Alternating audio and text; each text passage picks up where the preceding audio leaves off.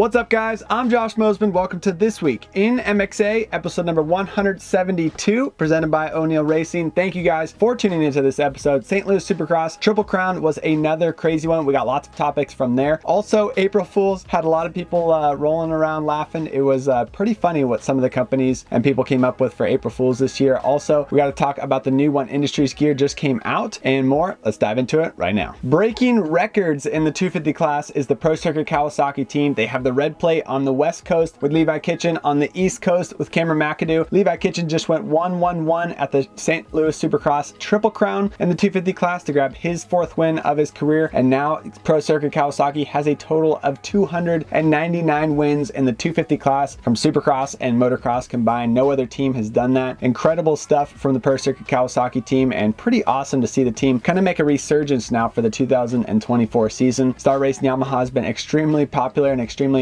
strong in the 250 class the last few years. The HRC Honda team dominated with Jett Lawrence and Hunter Lawrence in the 250 class, but now that those guys are up in the 450 class, Pro Circuit Kawasaki team is on a roll right now. Awesome to see them with 299 wins. Congratulations to the Pro Circuit Kawasaki team, and also to Levi Kitchen. This guy is awesome in Triple Crowns. He got his first 2 wins at the Anaheim 2 Triple Crown. The first one came in 2023 when he was riding for Star Racing Yamaha. That time he didn't even win a main event, but he was consistent, got the Triple Crown win. Then this year he got his 2nd ever win at the Triple Crown at Anaheim 2 again, this time with Pro Circuit Kawasaki. Then he went to Seattle. He got the win there in his home state of Washington. Now he backed it up again with the win at St. Louis Supercross, commanding victory, extending his points lead and looking awesome on the Pro Circuit Kawasaki green bike with red backgrounds. In the 450 class, it was Eli Tomac who swept the Triple Crown main events, going 1-1-1. Obviously, the second main event does have a little asterisk next to it, as Jett Lawrence was the first rider to cross the finish line, but then he was penalized 2 positions for jumping on that red cross flag. So Eli Tomac did sweep the win, and he also mentioned in the post-race press conference why he's been struggling the last few weeks. He said that it was actually due to an ankle injury. Now, it was not the ankle that he hurt when he tore his Achilles last year at the Denver Supercross, but his good ankle this time was sore, and it was an injury that kind of compiled and continued to get worse and wasn't healing throughout the week. So he had to take some time off this last week, not ride as much, and then that came into St. Louis Supercross where he was a little more fresh and ready and less pain and less of a problem with that injury racing this weekend. But injuries are a huge part of our sport, and sadly Supercross is one of the most dangerous sports in the world. We had lots of crazy carnage going on this past weekend. Jett Lawrence was the victim of Justin Barcia and the most insane T-bone we've seen in a long time. Honestly, Jett was very lucky to walk away with that without any crazy injuries. Did take him a while to get up. It looked like he might have broken his wrist or been really hurt, but thankfully he wasn't severely hurt. He was able to get up after a couple of minutes and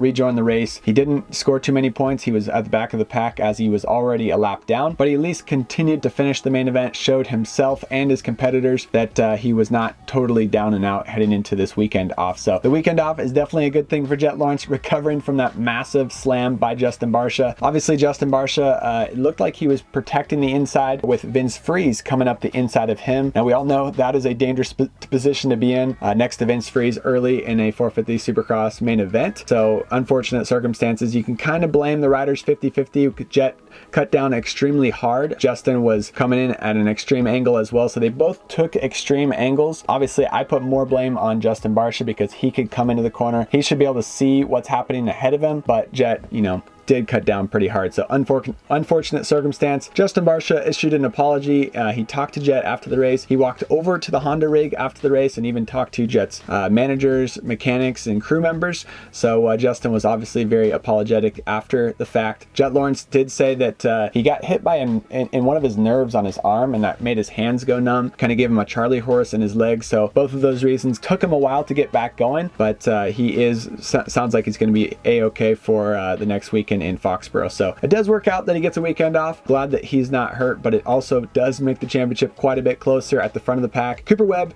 is second in the points still, and he is now 8 points behind. He went from 21, then he got the win at Seattle. He went to 16 points behind. Now finishing second overall at St. Louis gives him 8 points behind Jett Lawrence. Jett also did get lucky that 18th place finish came in a Triple Crown where he was still able to manage an 8th overall on the night. If he would have placed 18th in a standard main event, that would have closed up the points gap completely and Cooper Webb would have the red plate. So big news, big drama. Also injury list, Adamson Cirillo went down with Mitchell Oldenburg and the big pileup that happened early in the first main event. Unfortunately, he looks like he sprained his ankle. He's talking about trying to be back at Foxborough as well, so we wish the best in his recovery. And crazy bummer, my brother Michael Mosiman, they didn't show it on TV and I haven't been able to find TV footage or video footage of it yet, but early in the race in the second main event, a lot of riders were doubling the triple. He was the victim of a bad start. He got a bad start himself and put himself in a bad position. That means that when the guys don't do the triple in front of you, he didn't do the triple and a rider behind him decided to hit the triple, landed on him. He is relatively okay, and thankful that he's just banged up and hopefully will be back at the next round, but he's undergoing close care from his trainers and getting ready for the next round. Ken Roczen had the save of the night from the St. Louis Supercross. It unfortunately ended up in a DNF, damaged his radiator, but you can see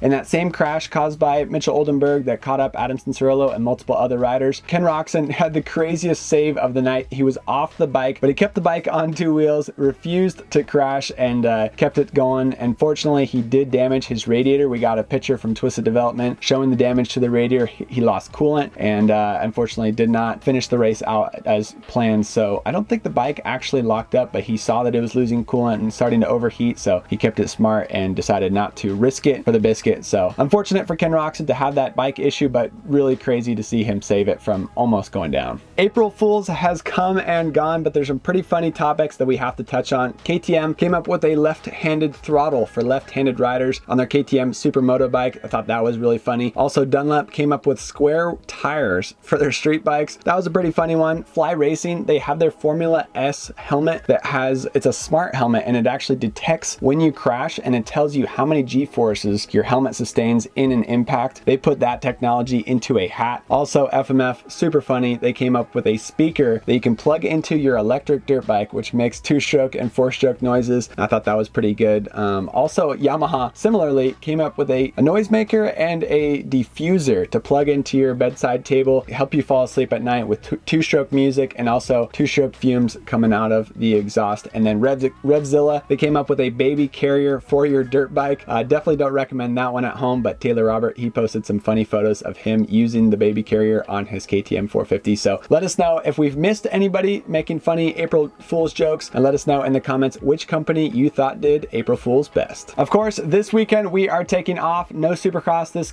upcoming weekend, so stay tuned. MXA Fantasy League app will have the weekend off as well. Congratulations to last week's winner, Jay Hanna 22, I believe it was. 272 points scored at the St. Louis Supercross on the MXA Fantasy League app, and they won some free 100% goggles. So congratulations on scoring the points and racking up some big points heading into the overall championship for all 31 races. We're giving away the Triumph TF250X to the winner of the championship at the end of the year. We're also giving away a full set of Maxxis tires for your van or truck and a $500 shopping spree to Boyson. So good stuff. MXA Fantasy League, free to download, free to play. This weekend's off and we'll be back at it in Foxborough. So no Supercross this weekend. Stay tuned for the Foxborough Supercross the following weekend. That is a 250 East Coast round. We're giving away a full set of FXR gear for the Foxborough Supercross. Also, SuperMotocross just released track maps for the final 3 SuperMotocross playoff rounds this year. They're going back to Charlotte ZMAX drag strip for the first round of the playoffs again this year. Then they're going to 2 new venues. They're going to Texas Motor Speedway and